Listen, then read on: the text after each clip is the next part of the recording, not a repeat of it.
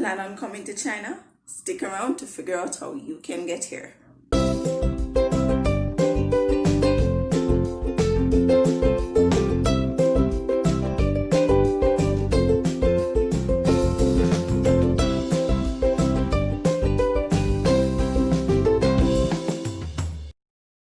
Welcome back to my channel, everyone. If you're new here, go right ahead and subscribe because I'm sure you're not gonna want to miss what else I have in store for you. And if you're a returning subscriber, thank you so much for coming along with me for the journey. Let's get into today's video. So this video is all about the steps you need to take in order to get to China. So I'm gonna just go ahead and list each of them, then I'll get into the details of each. So firstly, you need to get a police record or non-criminal record, as some people call it. Step 2 is taking your degree to be authenticated at the Ministry of Education. Step 3 is heading on over to the Foreign Affairs Ministry with those 2 documents. Step 4 is getting those documents authenticated again at the Chinese embassy. Step 5 is getting your TOEFL certificate, and step 6 is getting your medical done. So let's go through each of them now so that you can get the details. So step 1, getting your police record. It's valid for 6 months, so you really don't want to do it too early, nor do you want to do it too late. So based on the time when you plan on arriving here in China, you can calculate when is the best time for you to do it. You can do it like maybe 3 months before or 4 months. I wouldn't suggest 2 months, but 3 months before the time when you plan on arriving here is a great time to get it done. It's valid for 6 months, so you can decide. You can definitely decide when you want to do it. The first thing you have to do when getting this done is call the office to find out where they are located and to find out other important information like the documents you need to take with you, and you also need to decide which option you're going to pay for, because there are 3 options. You can pay to get it back in a month, you can pay to get it in a week, and you can pay to get it the same date. But that 1-day service is only available in Kingston. I'm from the central part of Jamaica, so I went to Clarendon, Maypen town, to get my police record done. It's normally done at, well, not normally, back in the day, some years ago, it was done at the Maypen police station, but it's no longer done there. There's an office not far from the police station that you can go, and that is why I say it is important for you to call, find the number and call so that you can know exactly where to go when you take that journey from wherever part of the island you are, be it in the west, the east, or central area. For other places around the world, you definitely will have to call the police records office to find out where exactly you need to go as it relates to where you live and so on and so forth. So that's step 1, getting your police record.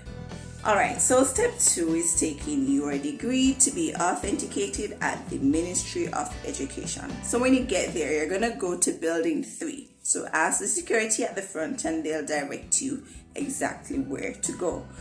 You can definitely walk with a photocopy of your degree. Yes, but if you do not have a photocopy, don't worry, because there is a small copy room outside that you can get your degree photocopied. This process is done on the same day. You don't have to leave anything and wait. You get it back as soon as it is signed. And what else do I need to tell you about the Ministry of Education? Take your degree to be authenticated. Yeah, that's basically it. Work with a copy. Yeah. Step 3 is heading to the Ministry of Foreign Affairs and Foreign Trade to authenticate both your degree that you just got back and your police record. So it's very good to work with those two documents on the same day, so that as soon as you're finished at the Ministry of Education, you can just head on up to the Ministry of Foreign Affairs and Foreign Trade and get those documents authenticated as well. When you get to the Ministry of Foreign Affairs, I think the document price it was in 2018, it was $750 per document, but I'm not sure if that price has increased. You may call to find that information out, but it's good to always have extra cash. I'm sure you all know that, so walk with some extra cash. All right, so step 4 is heading to the Chinese embassy to authenticate your degree and your police record, right? Now, a very important piece of information to note about the Chinese embassy is that it's only open on a Monday, a Wednesday, and a Friday. So only 3 days of the week, between the hours of 9:30 a.m.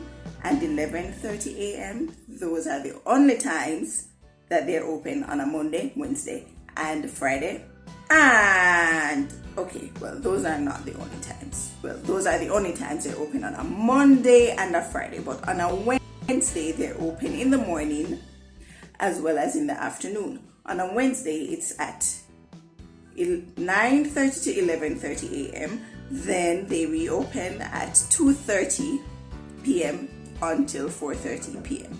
So please make note of that, so that when you are going, you do not go on a day that they are closed, as was in my case, right? All right, so something else to note about the Chinese embassy is that not only do they only open 3 days of the week, but when you go there the first time, you will not pay any money, right? Another important piece of information to note about the Chinese embassy is that they do not take cash. So please walk with your credit or debit card to make payment. So you will not pay any money until the process has been completed and you have received your, well, when you go to collect your documents is when the payment is made. I think it's about $5,000. That's step 4. Chinese embassy to authenticate your documents. All right, so I think some persons might not know where the Chinese embassy is, because I really did not know. So I'm going to be giving you the address. It's at 8 Seaview Avenue, Kingston 10. And if you're from the country like me and have to take a JUTC bus, then just tell the driver where you're going, and he or she will stop at the appropriate place and direct you or show you exactly where to walk to get there. So when you get to Seaview Avenue, or when you get to that road and the bus stops, there's going to be a big gas station on the, on the right side. Yes. And then the embassy is on the avenue to your left. So it's not a very far walk in, or it's not a very long walk in. It's probably about a minute and a half away from the main road, right? So you're gonna see the Chinese flag flying high, and yeah, so there's a big gas station, Chinese flag, Halter Avenue. Just walk on over and you can't miss it because it's gonna be right there. So yeah, that's step 4. All right, so we have been through steps 1, 2, 3, and 4. Let's head on to step 5. Step 5 is getting your TOEFL certificate completed. Now, this is a 120 hours online course that you have to do if you want to teach English as a foreign language. Now, TOEFL, TEFL, stands for Teaching English to Foreign Learners, and this is what it looks like. Well, this is the folder that the certificate comes in, right? So we have here TOEFL Professional Development Institute, and yeah, so this is a folder, and you will receive this after you have completed the course online and paid to have the document delivered to you.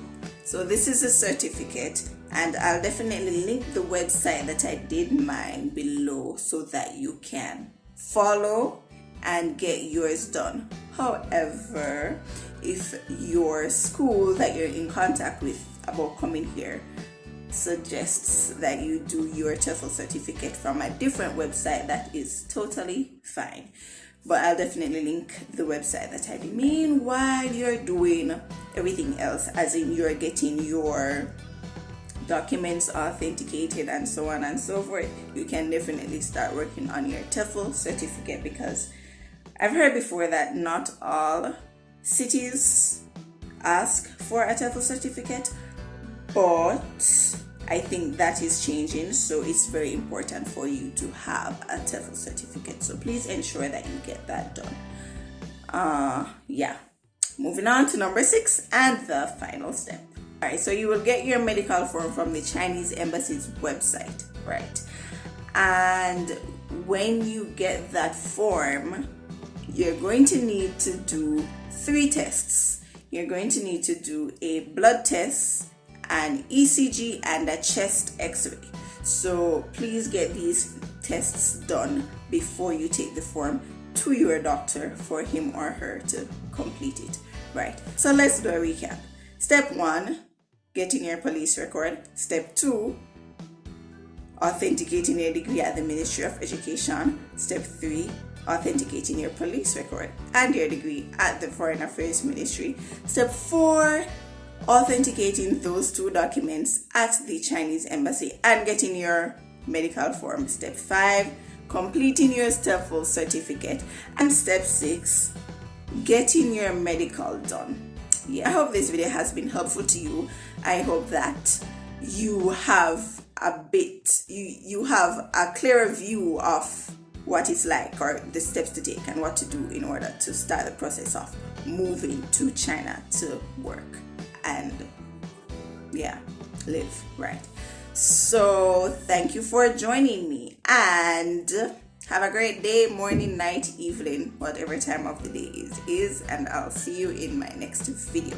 Thank you all so much for subscribing. Oh, and before I forget, if you have any questions, please leave them in the comments below and I'll be sure to answer. If there's anything that you think that I've left out of the video, any important information that you would like to share, please leave it in the comments below. And also remember to give me a thumbs up and show that you like this video and you want to see more of these videos. That's it for this video, guys. I'll see you in the next one. Bye bye.